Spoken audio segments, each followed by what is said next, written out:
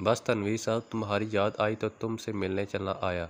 उन्होंने कहा, अरे ये तो मेरी खुशनसीबी है, आए अंदर आए। हम अंदर आकर बैठ गए। मैंने महसूस किया कि नियाज़ी साहब कुछ उलझे हुए थे। घर में इतना चाय का सामान था कि 2-4 कप चाय बन सकती थी।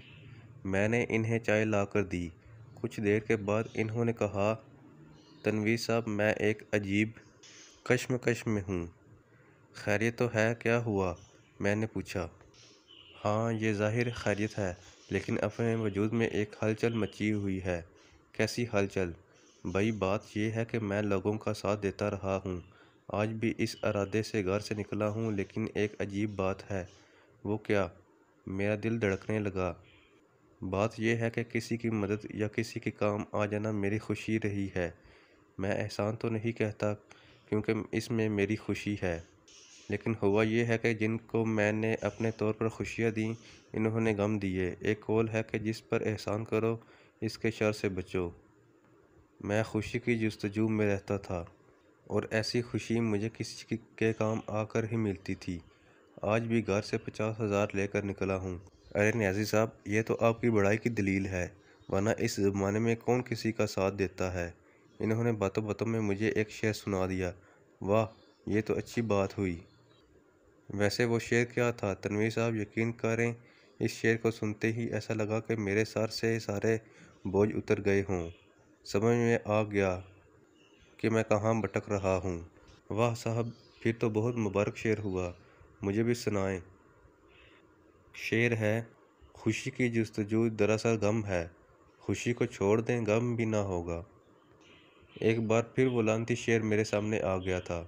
एक बात मैं आपसे कहने आया हूँ, नियाज़ी साहब ने कहा।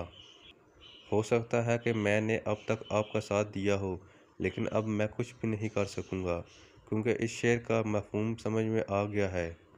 अरे नियाज़ी साहब, मैं बौखला कर बोला। लानत भेजें इस शेर पर, आप तो नेकी किए जाएं। नहीं तनवीर साहब, अब इस किस्म की कोई नेकी मैं नहीं कर सकूँगा। इस इनकलाबी शेर ने मेरी सोच ही बदल दी। मैं यही कहने हाज़िर हुआ था, दिल चाहा कि या तो अपना गला घोंट लूँ या इस शायर को जहर दे दूँ, जिसने भी ये शेर कहा होगा। नियाज़ी साहब कुछ देर बैठकर इस शेर पर लेक्चर देकर रवाना हो गए, और मैं अपने खाली पेट पर हाथ फेरता रह गया। खैर, वो दिन तो किसी न किसी तरह गुजार लिया। शाम को भूख ने जब बेताब किया तो मैं अपनी खाला के पास चला गया। वो भी इसी शहर में और मेरे घर से कुछ फासले पर रहती थी। वो कबाब बहुत अच्छे बनाती थी। इनके कबाब खा कर लुत्फ़ आ जाता था। खाला मुझे देखकर ही खुश हो गई। अरे बेटा, तू बिल्कुल सही वक्त पर आया। मैंने तेरी पसंद के कबाब बनाए हैं। क्या बात है खाला आपकी, मैं खुश हो गया। खाला हो तो आप जैसी हो। मैं एक तरफ बैठ गया, सोच रहा था कि कितनी देर बाद कुछ खाने को मिलेगा। इस दौरान वही शेर मेरे कान में गूंजने लगा। खाला, मैंने आवाज़ लगाई, खाला मैं जा रहा हूँ। एक काम याद आ गया। अरे बेटा, कबाब तो खाता जा। नहीं खाला, फिर सही। और मैं इस मकान से बाहर आ गया। बाहर आते ही भूख से चक्कर सा आ गया था। एक दरख्त का सहारा लेकर खड़ा हो गया। इस वक्त किसी ने मुझे आवाज़ दी। अरे तनवीर साहब, कहाँ खड़े हैं?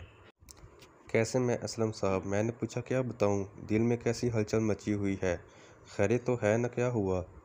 मौसूफ शायर भी थे मेरे पास आकर बोले, खुदा की इस वक्त कुछ और मांग लेता तो शायद भी मिल जाता।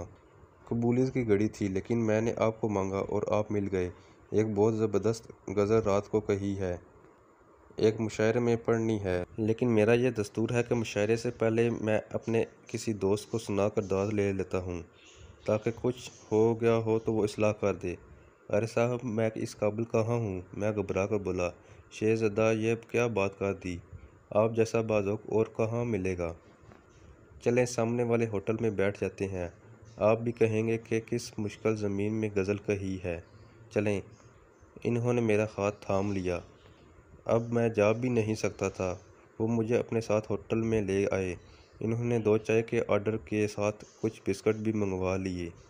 इस वक्त मुझे पेट में कुछ सहारे की शदीद ज़रूरत भी थी।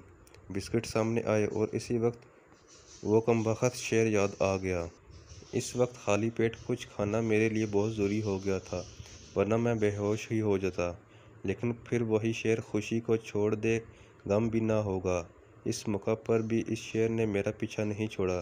لیں جناب، اسلم صاحب نے بسکٹوں کی طرف اشارہ کیا۔ آپ کیوں یوں ہی بیٹھے ہیں؟ نہیں اسلم صاحب، اس وقت کچھ نہیں لے سکوں گا، میرے پیٹ میں کچھ گڑبڑ ہے۔ اوہو، پیٹ میں گڑبڑ ہے؟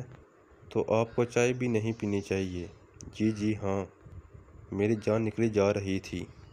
انہوں نے ایک لمحہ انتظار کے بغیر ایک چائے کا آرڈر کینسل کر دیا اور خود چائے اور بسکٹ کھانے لگے، جبکہ میرا یہ حال تھا کہ میں غم اور خوشی کے فلسفے میں پھنسا ہوا تھا۔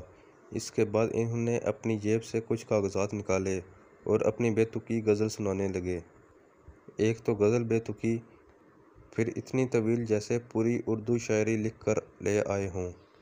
میں کچھ دیر تو بہت حوصلے سے سنتا رہا، پھر آنکھوں کے آگے اندھیرا چھانے لگا اور میں بے ہوش ہو کر لڑک گیا۔ اسلم صاحب مجھے پکار رہے تھے، کچھ اور آوازیں بھی تھیں، میرے منہ پر پانی کے چھینٹے دیے جا رہے تھے، لیکن مجھے ہوش نہیں تھا۔ نہ جانے کتنی دیر بعد ہوش آیا ہوگا۔ میں ایک بستر پر لیٹا تھا۔ نکاہت تو تھی، لیکن اتنی نہیں جتنی پہلے محسوس ہو رہی تھی۔ میرے بستر کے آس پاس کچھ اور بستر بھی تھے جن پر مریض لیٹے ہوئے تھے۔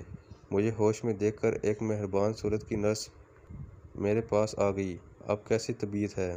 اس نے پوچھا۔ کون لایا ہے مجھے؟ تم کہیں بے ہوش ہو گئے تھے، لوگ اٹھا کر لائے ہوں گے۔ کمزوری کی وجہ سے یہ حال ہو گیا۔ ڈاکٹر صاحب کا بھی یہی خیال تھا۔ تم اب ٹھیک ہو تو جا سکتے ہو، لیکن کس کمبخت کا دل تھا کہ وہاں سے جائے، اس لیے وہیں پڑا سوچتا رہا کہ اس طرح کیسے گزر بسر ہوگی۔ اچھا تھا کہ گاؤں میں ہی رہتا، ابا کی بات مان لیتا اور آنسا سے شادی کر لیتا۔ کیا ہوا جو وہ میٹرک پاس تھی، ابھی بھی کچھ نہ بگڑا تھا، اس لیے ہسپتال سے نکل کر سیدھا 5 سال بعد گھر پہنچا اور ابا کے قدموں میں سر رکھ دیا۔ جوان بیٹے کو سینے سے لگانے میں دیر انہوں نے بھی نہیں کی تھی۔ ابھی تو کھڑی ٹیکسی کا کرایہ بھی ادا کرنا تھا اور امی کے ہاتھ کا بنا کھانا میز پر منتظر تھا۔ کیا ہے نا، خالی شعر کہنے اور سننے سے پیٹ نہیں بھرتا۔ اب گھر میں سب کے ساتھ سکون سے رہوں گا اور ابا کے ساتھ زمینوں پر جایا کروں گا۔